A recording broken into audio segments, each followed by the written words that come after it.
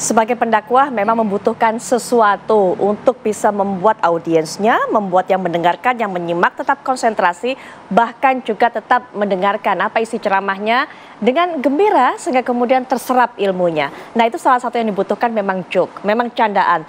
Tapi jangan sampai kelewatan belajar dari apa yang kita ketahui, apa yang terjadi di beberapa waktu lalu dilakukan oleh Gus Miftah.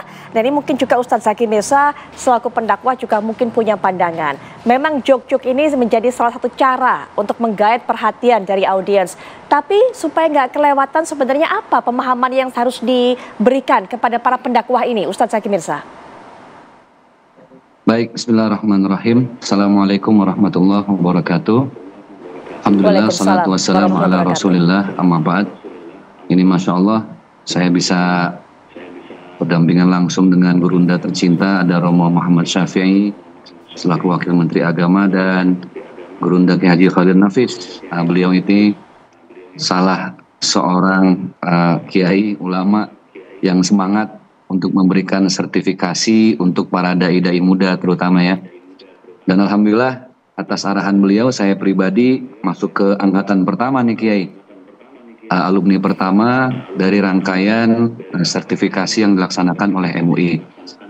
Yang pasti ketika saya banyak bersafari dakwah ya ke daerah-daerah, memang kultur satu masyarakat dengan yang lainnya tidak sama. Antara masyarakat di Papua dengan di Pulau Kalimantan, kemudian di Sumatera juga beda. Punya karakter yang passion dakwahnya itu tidak bisa kita samaratakan. Justru itu sertifikasi menjadi platform atau fondasi yang paling penting. Bagaimana dulu di pesantren-pesantren kita diajarkan untuk menyampaikan dakwah sesuai dengan karakter masyarakat.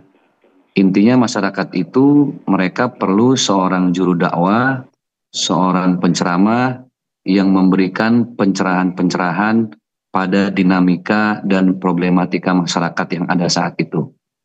Nah, kalau saya justru lebih kepada mengangkat hal-hal yang sedang viral nih. Karena hal viral termasuk hal yang masyarakat itu aware dengan berita-berita kekinian ya.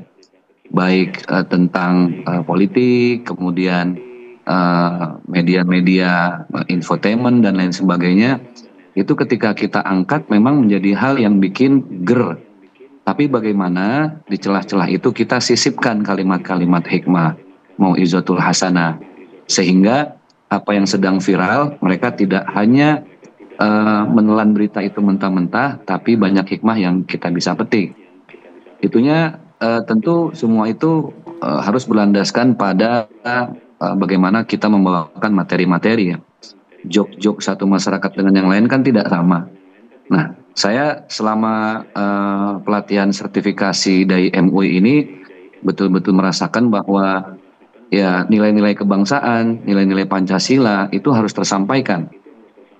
Ada kerukunan antar umat seagama, ada kerukunan antar umat beragama. Nah, nilai-nilai seperti ini yang harus sampai kepada masyarakat supaya mereka bisa tetap hidup damai, akur, rukun dalam perbedaan yang begitu kompleks. Menurut saya sertifikasi harus menggiring para dai muda, terutama para pendakwah, untuk menyampaikan nilai-nilai kedamaian yang ada di Indonesia, sehingga Pancasila ini kembali membumi gitu loh. Jadi yang didakwahkan ini bukan hanya Al-Quran, bukan hanya Sunnah Rasulullah, tapi bagaimana nilai-nilai Pancasila ini bisa terimplementasi dalam keseharian masyarakat. Itu Mbak. Baik. Menurut dari Ustadz Zaki Mirsa sendiri, apakah memang pelatihan yang dilakukan oleh MUI ini sudah cukup atau memang perlu adanya sertifikasi seperti usulan-usulan yang disuarakan belakangan ini? Ya, saya rasa ini sudah sangat urgent ya, karena bagaimanapun terutama di karakter masyarakat tertentu ada bahasa-bahasa joke yang memang kita tidak bisa langsung mengeluarkan kata-kata itu. Harus ada studi. Kalau saya biasanya banyak bicara dengan teman-teman di daerah, bahasa keseharian apa yang memang sangat disukai oleh masyarakat.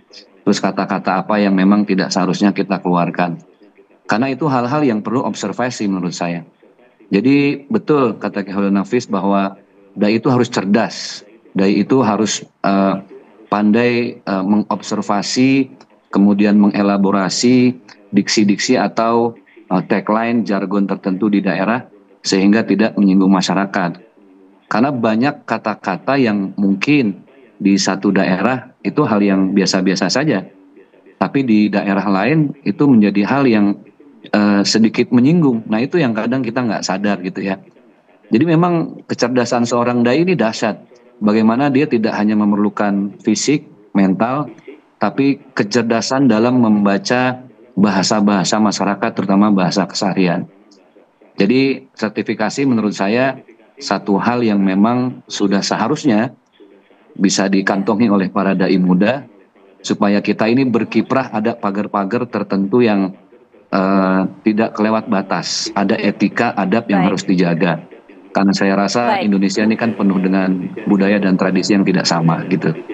Iya. Baik, Ustadz Zaki Mirza, mohon maaf, ini karena memang didengarkan juga ditampung usulnya menjadi masukan yang berarti untuk Pak Wamen. Yang dibutuhkan kalau Ustadz Zaki Mirza mewakili rekan-rekannya juga, cukup dengan sertifikasi atau pelatihan yang saat ini sudah ada melalui MUI, atau memang harus ada sertifikasi khusus sesuai dengan usulan yang kita dengarkan baru-baru ini? Yang mana? Saya rasa kalau yang sertifikasi menurut saya kan, iya, hanya sebatas teori ya. Tapi bagaimana MUI ini mengawal langsung para dai ke lapangan-lapangan, mereka langsung survei, observasi, melihat di lapangan bagaimana para dai ini bisa menyampaikan dengan bahasa-bahasa yang sangat menjaga sopan santun daerah setempat. Jadi saya rasa tidak selepas terus sertifikasi dilepas begitu aja, tapi harus ada pendampingan, harus ada arahan, harus ada bimbingan. Terutama para dai-dai muda yang tidak lain kan itu adalah bagian dari regenerasi ulama di masa depan. Jadi kalau usul saya sebagai mewakili dai muda, ada pendampingan dari MUI, tidak hanya sekedar sertifikasi secara berkala. Sekarang ini kita perlu program seperti safari dakwah yang bisa masuk kemana-mana dengan pendampingan para senior kita di MUI, supaya ada arahan langsung, karena khawatir secara teorinya sudah diserap, tapi secara lapangan kadang berbeda dengan apa yang kita pelajari, gitu Mbak. Jadi ada pendampingan lah. Baik, Pak Wamen ada masukan, kemudian Pak Yai Khalil Nafis juga ada masukan dari Ustadz Zaki Mirza. Nanti silakan ditanggapi Pak Wamen dan juga Pak Yai, tapi sebelumnya saya akan sajikan terlebih dahulu, saya akan membandingkan bagaimana sertifikasi yang dilakukan sejauh ini termasuk oleh MUI dan juga Kementerian Agama. Kita akan lihat bersama.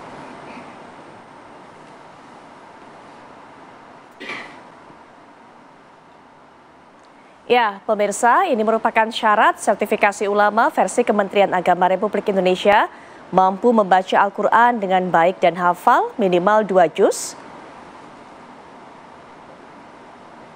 Kemudian kita juga akan lihat apa yang menjadi syarat sertifikasi ulama versi Kementerian Agama yang lainnya. Memahami kitab Taurat ataupun juga kitab kuning.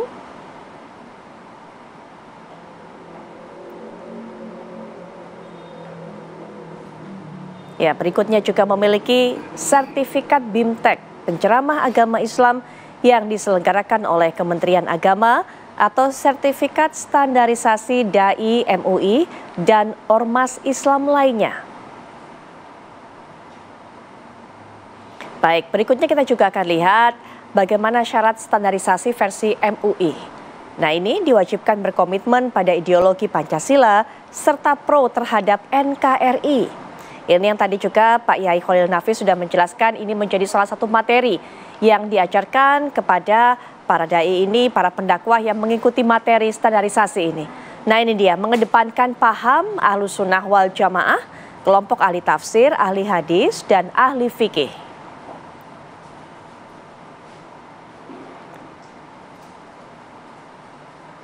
Berikutnya kita masih akan lihat apa yang menjadi syarat sertifikasi ulama atau standarisasi ulama versi MUI.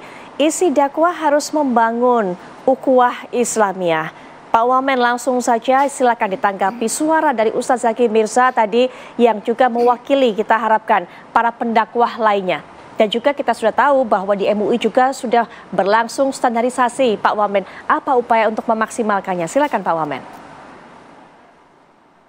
Ya, saya kira masukan disampaikan Ustadz Zaki cukup menarik ya.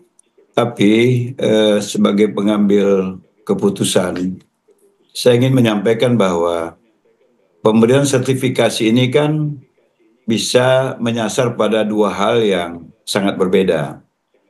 Kalau pertama itu adalah sertifikasi dalam peningkatan kompetensi, pengetahuan. Ya, mungkin setiap mereka yang menyebutkan dirinya sebagai pendai, kita beri bekal ya tentang Al-Quran, tentang Sunnah, tentang tarikh Islam, tentang pelajaran-pelajaran klasik yang kemudian bisa diambil hikmahnya. Saya kira itu sesuatu yang menarik ya. Artinya ada kegiatan spesifik yang dilakukan apakah MUI atau Kementerian Agama untuk meningkatkan kompetensi para penceramah kita. Apakah dia itu da'i atau mubaligh, sehingga apa yang disampaikannya itu benar-benar memenuhi apa yang menjadi keinginan atau tujuan dari dakwah itu sendiri. Apa itu? Mencerdaskan para mustami atau para pendengar, sehingga mereka lebih paham agama, kemudian memberikan faham atau visi yang jelas bahwa kita ini harus bermoderasi, harus bertoleransi, dan yang ketiga tentu saja sekaligus menjadi hiburan bagi masyarakat kita. Kalau ini diberi sertifikat, mungkin hari ini dia sertifikatnya pemahaman Al-Quran, besok sertifikatnya pemahaman hadis, besok sertifikatnya pemahaman cerita-cerita klasik dalam Islam, pemahaman tentang macam-macam yang itu mendukung profesinya sebagai pendakwah. Saya kira itu udah bisa kita mulai dari sekarang. Tapi kalau kemudian ada pemikiran sertifikasi itu menentukan seseorang boleh berdakwah atau tidak, ini saya kira kurang menarik ya. Karena itu seakan-akan terjadi pengendalian para pendakwah di tanah air. Saya kan sudah katakan, dengan pemahaman keagamaan yang sedikit, orang di kampung itu sudah berdakwah. Nah, kalau dia harus menunggu sertifikasi, kita terpaksa harus menurunkan ustadz-ustadz dari Jakarta untuk turun ke daerah-daerah. Padahal apa yang mereka miliki hari ini sudah cukup mampu membuat kehidupan keberagamaan di tempat itu sangat baik, bahkan lebih baik. Tempat-tempat yang memiliki segudang penceramah yang ilmuwan keagamaannya cukup tinggi. Jadi kalau sifatnya itu meningkatkan kompetensi, saya kira semua pihak bisa melakukannya dengan standarisasi yang mungkin dibentuk bersama-sama oleh Kementerian Agama, oleh MUI atau ormas-ormas Islam yang lain. Tapi sekali lagi, saya underline untuk meningkatkan kompetensi para pendakwah sehingga lebih tepat sasaran, baik secara keagamaan maupun secara kebangsaan. Tapi kalau sertifikasi itu untuk menentukan orang boleh berdakwah atau tidak berdakwah, saya kira perlu kajian yang lebih mendalam, karena itu pasti sangat mengganggu pencerahan keagamaan di masyarakat kita yang sangat luas di Republik Indonesia ini, yang kita pasti tidak akan mampu melakukannya. Nah, menurut saya seperti itu, karena di beberapa negara itu kan juga sudah ya, seperti di Malaysia, di Singapura, di negara-negara Arab, mereka juga melakukan sertifikasi. Tapi mungkin kita punya sertifikasi khas Indonesia, ya, karena kita di pemerintahan Pak Prabowo ini ingin khas Indonesia, nggak mesti mengikut contoh-contoh di negara lain, kecuali itu memang layak kita adopsi untuk kita terapkan di negara kita. Saya kira itu, Mbak.